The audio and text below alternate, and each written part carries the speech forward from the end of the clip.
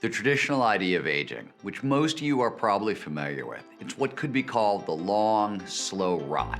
This is the idea that our physical skills, our mental skills, they decline over time, and there's absolutely nothing we can do to stop that slide. But not so fast. We've all seen world-class athletes, Kelly Slater and Tom Brady, performing well past any reasonable expectation. Slater, arguably the greatest surfer of all time, is winning competitions in his 50s. 7-time Super Bowl champion Tom Brady, he's still beating players half his age. But what about the rest of us? Cutting-edge discoveries in fields like embodied cognition, flow science, and network neuroscience have revolutionized how we think about peak performance aging. On paper, these discoveries should allow older athletes to progress in supposedly impossible physical activities. To see if theory would work in practice, I conducted my own ass-on-the-line experiment in applied neuroscience and later in life skill acquisition. Tried to see if the old dog could learn some new tricks. Essentially, took all these ideas, blended them together, and used them to see if I could teach myself how to park ski in my 50s. For those who are unfamiliar, park skiing is the discipline in skiing that involves doing tricks off jumps and on rails and boxes. You saw the Olympics, think Eileen Gu, only this time with gray hair. Park skiing is an incredibly acrobatic pursuit. It involves flipping and spinning and other forms of mid-air contortion.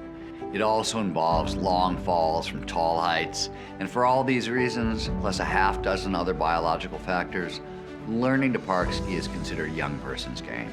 If you're over 30, it's extremely difficult. If you're over 50, well, no one over 50, no one in their right mind that is, would even consider it.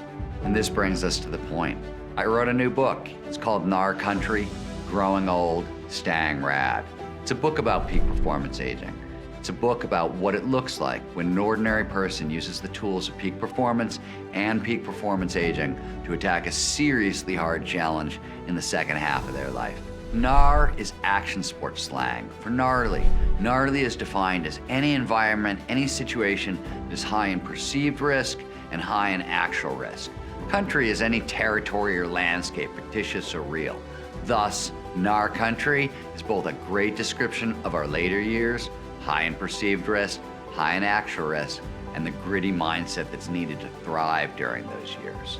Gnar Country chronicles my somewhat radical, often hilarious experiment in peak performance aging. It's a book about goals and grit and progression. You can think of it as an antidote for the weariness. By the time you're finished reading Gnar Country, you're gonna know how to do some stuff. You'll leverage the science of peak performance aging to make the second half of your life maybe the most thrilling and accomplished period overall. You'll also learn how to tap into the superpowers of aging.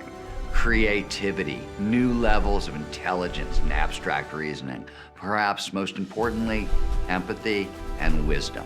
Let me put it differently. If you think you've done enough, you're just fine with long days of safe, secure, mediocre, and average, Gnar Country probably isn't for you. But if you've ever asked what if, yeah, Gnar Country, it's probably for you. The book was a blast to write. It was even more fun to research. Hope you love it.